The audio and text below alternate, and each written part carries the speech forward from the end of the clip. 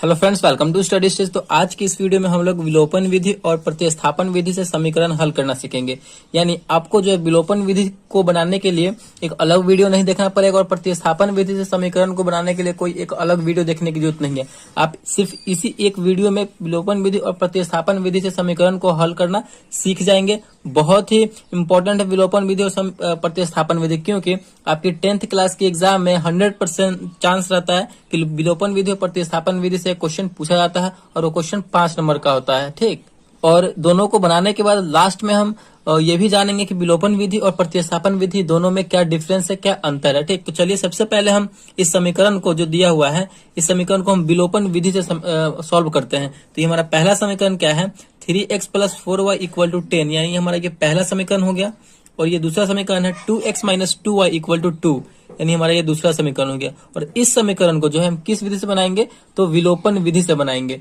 तो चलिए समझते हैं कि विलोपन विधि में हमें क्या करना होता है। देखिए, विलोपन विधि में जो है आपको कोई एक पद यानी एक टर्म जो है कैंसिल करना होता है। जैसे कि यहाँ पे दो वेरिएबल दिया गया, एक x वाला है और एक y वाला है, दो वेरिएबल है। तो किसी एक वेरिएबल को आपको यहाँ से लुप्त करना रहता है। विलोपन का मतलब क्या है, विलोपन कर देना यानी छुपा देना।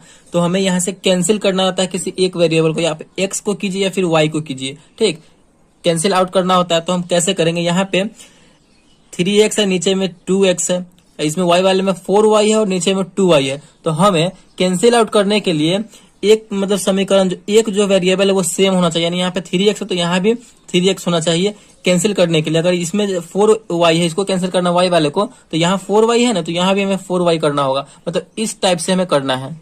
तो आप x और y दोनों में से किसी एक वेरिएबल को कैंसिल कर सकते हैं। तो चलिए हम यहाँ पे x वाले टर्म को कैंसिल करते हैं। देखिए यहाँ पे 3x है, यहाँ पे 2x, दोनों तो सेम है नहीं। तो हमें सेम करने के लिए क्या करना होगा कि जो ये वाला नंबर है इसको हम ऊपर में गुना कर देंगे और इसी नंबर से हम नीचे में गुना कर देंगे, तो दोनों सेम हो जाएगा। 3 से हम नीचे वाले पूरी समीकरण 2 में करेंगे तो 3 दूना 6x हो जाएगा, फिर पूरे में हो जाएगा। फिर 2 से करेंगे तो 3 में करेंगे तो 2 3 6, यानी हमारा ये यहाँ पे सेम हो जा रहा है। तो कैसे कर देंगे, इस 2 से हम समीकरण 1 में 2 से गुना कर देंगे और समीकरण 2 में हम 3 से गुना कर देंगे।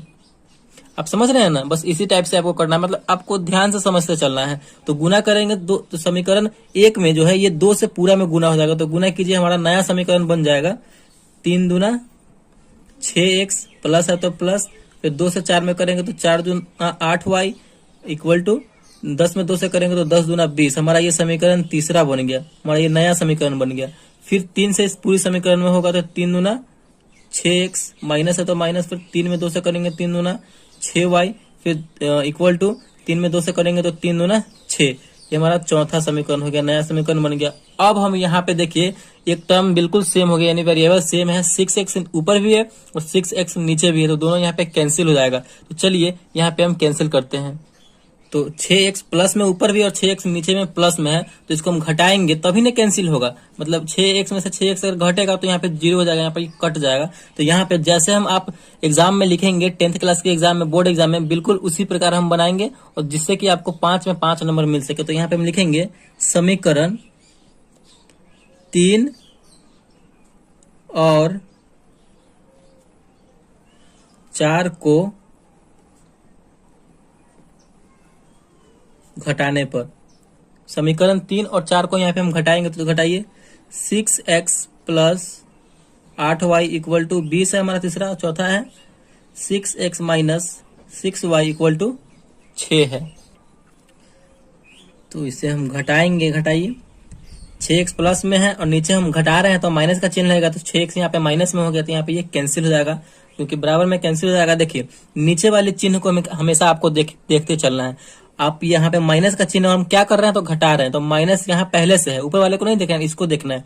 तो माइनस यहाँ पहले से है और हम माइनस कर रहे हैं, तो माइनस और माइनस मिलकर क्या होता है, तो प्लस होता है। तो अब हमारा ये दोनों जुड़ जाएगा, ऊपर वाला भी हमारा प्लस में हो गया, नीचे वाला भी हमारा प्लस में हो गया। ठीक, तो 8 और 6 को जोड़ेंगे तो हमारा हो जाएगा 14। y है तो y, घटा रहे हैं तो घटाइए। यहाँ पे प्लस का यहाँ पे चिन्ह है, माइनस है तो माइनस प्लस मिलकर होता है माइनस, तो घटाइए। 20 में से 6 जाएगा तो यहाँ पे हमारा बचेगा 14। तो y बराबर, y के वैल्यू निकालने के लिए क्या करना होगा, y को अकेला रखना होगा। तो y बराबर 14 तो अपने जगह पे है। अब 14 को गुना में है, बराबर को उधर जाएगा तो भाग में आ जाएगा, तो बट्टे में 14, 14/14 यानी 1। यानी हमारा जो है यहाँ पे y का वैल्यू निकल के चला आया, y = कितना आ गया, तो 1 आ गया। इस प्रकार हमारा y का वैल्यू निकल के आ गया। अब हम इसी y की मदद से समीकरण 1 में या फिर समीकरण 2 में y का वैल्यू रख देंगे तो हमारा x का वैल्यू भी निकल कर चला आएगा। तो चलिए हम समीकरण 1 में आप या फिर 2 में किसी में भी रख सकते हैं। तो समीकरण 1 में हम इस y का वैल्यू रखते हैं।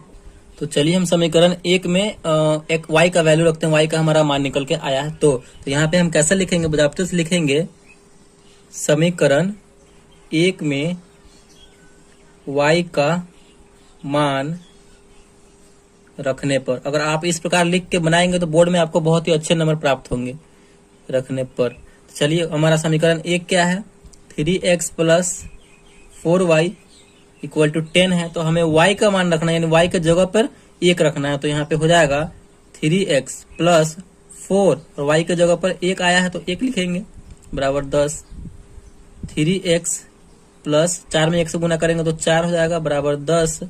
तो 3x बराबर क्या हो जाएगा, 4 प्लस में है, बराबर के उधर जाएगा तो माइनस में हो जाएगा। 10 तो अपने जगह पर है, ये ना उधर जा रहा है, तो प्लस है तो माइनस हो जाएगा, माइनस यहाँ पे 4 हो जाएगा।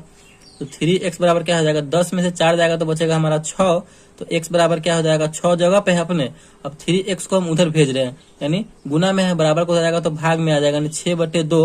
ये कटेगा तो कितनी बार में यहाँ पे, सॉरी 6/3 है, 3 है यहाँ पे, तो 3 आ जाएगा। तो 3 दूना 6 यानी 2, यानी हमारा फाइनली जो है x का मान आ गया 2, y का मान आ गया 1। तो विलोपन विधि से जो है फाइनली हमारा आंसर कितना आ चुका है, तो x बराबर 2 और y बराबर 1 हमारा फाइनल आंसर आ चुका है यहाँ पे। तो आई होप आपको विलोपन विधि बहुत अच्छे तरीके से समझ में आ गया होगा। तो हमें विलोपन विधि में करना क्या होता है कि आपको एक टर्म को, यानी एक वेरिएबल को आप x को कैंसिल आउट कर सकते हैं या फिर y को कैंसिल आउट कर सकते हैं। अगर हमें y को करना होता तो यहाँ पे हम क्या करते कि इसमें y वाले में, ऊपर वाले में 2 से गुना कर देते तो ये मिलकर हो जाता 4 दूना 8, और नीचे वाले समीकरण 2 में हम 4 से गुना कर देते, तो 2 में 4 से करते तो 8, हमारा ये दोनों बराबर हो जाता 8, तो इसको हम कैंसिल आउट कर सकते थे। आप x को कर सकते हैं या फिर y को कर सकते हैं। तो यही करना होता है हमें विलोपन विधि, यानी एक को विलुप्त करना होता है, छुपाना होता है। इसका नाम एलिमिनेशन मेथड है या फिर लुप्तीकरण विधि भी है। तो आई होप आपको विलोपन विधि से समीकरण को सॉल्व करना आ गया होगा। चलिए अब हम समझते हैं यहाँ पे प्रतिस्थापन विधि से समीकरण को हल करना। तो इसी क्वेश्चन को जो है हम प्रतिस्थापन विधि से सॉल्व करेंगे। 3x प्लस 4y बराबर 10 और 2x माइनस 2y बराबर 2। तो इसी समीकरण को हम प्रतिस्थापन विधि से सॉल्व करके देखते हैं कि हमारा वो वैल्यू सेम आता है कि नहीं x और y का। तो चलिए सॉल्व करते हैं। तो हमारा पे वही समीकरण है जिस समीकरण से हमने विलोपन विधि से सॉल्व किया है इसको। तो चलिए इसी समीकरण को प्रतिस्थापन विधि से सॉल्व करते हैं। 3x प्लस 4y बराबर 10 यानी समीकरण 1 हो गया। 2x माइनस 2y बराबर 2 यानी हमारा समीकरण 2 हो गया। तो विलोपन विधि में हमारा क्या था कि एक पद को हमें कैंसिल आउट करना होता था, यानी छुपाना होता था, ठीक। लेकिन प्रतिस्थापन विधि में वैसा नहीं है। प्रतिस्थापन विधि में क्या है कि हमें कोई एक पद, यानी कोई एक वेरिएबल का जो मान निकाल करके उस दूसरे वाले इक्वेशन में रखना है। जैसे कि अगर हम इस समीकरण 1 का जो है x का वैल्यू निकालते हैं तो इसी x के वैल्यू को हमें समीकरण 2 में प्रतिस्थापित करना है, वही हमारा प्रतिस्थापन विधि हुआ, ठीक। अगर आप y का निकालते हैं समीकरण 1 की मदद से तो इसी y का वैल्यू जो है जो निकाल के आएगा वही हमें समीकरण 2 में प्रतिस्थापित करना यानी रखना है, वही हमारा प्रतिस्थापन विधि हो गया। इंग्लिश में अगर हम बात करें तो इसे सब्स्टिट्यूशन मेथड हम कहते हैं। तो चलिए हम प्रतिस्थापन विधि से इस समीकरण को भी समझते हैं। तो चलिए आप जो है किसी एक का वैल्यू निकाल सकते हैं, x का या फिर y का। तो चलिए हम x का ही निकालते हैं। तो यहाँ पे हम समीकरण 1 को ले रहे हैं, तो यहाँ पे हम क्या लिखेंगे, समीकरण 1 से समीकरण 1 को लिए हैं। तो समीकरण 1 क्या है हमारा, 3x plus 4y equal to 10 है। अब इसी में से हम x का वैल्यू निकाल रहे हैं तो क्या करना होगा, हमें इस टर्म को अकेला छोड़ना होगा। तो 3x बराबर क्या हो जाएगा, हम 4y को उधर भेज रहे हैं तो 10 तो अपने जगह पे है, हम उसको भेज रहे हैं उधर, तो ये प्लस में है, उधर जाएगा तो माइनस में हो जाएगा 10 माइनस 4y। तो x का वैल्यू निकालने के लिए x को अकेला रखना होगा, तो 3 गुना में है, बराबर को उधर जाएगा तो भाग में हो जाएगा, तो हो जाएगा हमारा 10 माइनस 4y बटे में 3 आ जाएगा, ठीक। अब हमारा यहाँ पे x का वैल्यू यहाँ पे ये निकल के चला आया। अब इसी x के वैल्यू को हम समीकरण 2 में x के जगह पर पुट कर देंगे। तो हमें क्या लिखना होगा आगे, तो हमें यहाँ पे लिखना होगा समीकरण 2 में x का मान रखने पर। समीकरण 2 में हम इस x का मान रखेंगे। तो चलिए समीकरण 2 हमारा क्या है, 2x minus 2y equal to 2 है। अब इसी x के जगह पे हम ये वाला वैल्यू रखेंगे, ठीक, ये वाला मान रखेंगे। तो रखिए यहाँ पे हम रखेंगे तो क्या हो जाएगा, 2x के जगह पर रखेंगे ये हमारा 10 माइनस 4y बटे में 3 माइनस 2y बराबर 2। इसे हम सॉल्व कर देंगे तो यहाँ पे हमारा सिर्फ एक y वाला टर्म बच रहा है, तो हमारा y का वैल्यू यहाँ से निकल के चला आएगा। ठीक, इसी प्रकार आपको करना है, बस आप समझते चलिए कि किस टाइप से बन रहा है, किस तरीके से ये बन रहा है। ठीक, तो चलिए गुना कीजिए, यानी इस 2 से हम इस पूरे वाले में ऊपर वाले में गुना हो जाएगा, तो 10 में 2 से करेंगे तो 10 दूना 20 माइनस 4 दूना 8y बटे में 3 माइनस 2y बराबर 2। इस 2y के नीचे कुछ भी नहीं है, तो इसका मतलब क्या 1 है, तो हम 3 और 1 का एलसीएम लेंगे तो हमारा कितना होगा, 3 और 1 का एलसीएम तो 3 ही होगा। तो 3 1 का एलसीएम हो जाएगा हमारा 3, 3 से 3 कैंसिल हो जाएगा एक बार में, तो 20 माइनस 3 से 3 एक बार में कैंसिल होगा तो 8 कम 8 यानी 8y माइनस 3 दूना 6y बराबर 2। चलिए ये आपको समझ में आया, तो नहीं आया होगा तो कमेंट में बताइएगा, हम आपको कमेंट का रिप्लाई करके बता देंगे। चलिए यहाँ पे देखिए अब 20 माइनस 8y और माइनस 6y, तो माइनस 8y और माइनस 6y मिलकर कितना हो जाएगा, तो माइनस 14 हो जाएगा कि 8 और 14, और y है तो y, माइनस में था तो माइनस में लगा देंगे, बटे में 3 है तो 3 बराबर 2। ठीक, उसके बाद क्या होगा, उसके बाद देखिए इस 3 को हम उधर भेज देंगे क्योंकि ये भाग में है, बराबर को उधर जाएगा तो गुना में हो जाएगा, तो 20 माइनस 14 y बराबर 2, और भाग में है बराबर को हो जाएगा तो गुना में, तो 3 गुना हो जाएगा 6। तो यहाँ पे हम y का वैल्यू अब आराम से निकाल लेंगे, तो माइनस 14 y बराबर इस संख्या वाले को संख्या वाले के साथ रखेंगे तो 20 इधर है, प्लस में है बराबर को हो जाएगा, तो माइनस में 6 अपने जगह पे है तो माइनस 20 हो जाएगा।